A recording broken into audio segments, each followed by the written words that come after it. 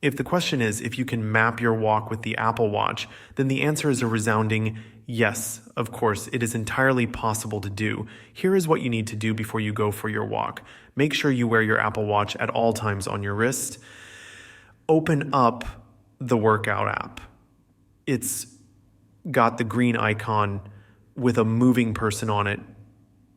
Scroll through the options, one of which should be the outdoor walk. There's also the indoor walk workout available, but for tracking it on a map, it's crucial you pick the outdoor one, as walking on a treadmill doesn't require any map tracking at all. If you can't find the walking exercise, scroll all the way towards the bottom, and there are so many other types of workouts hidden away. So you may activate those if you need to. So start the outdoor walk for as long as you wish. But at the end, don't forget to stop it by clicking the red X icon. Once you do, you can move over to your iPhone, get inside the fitness app, and your workout sessions should be visible there.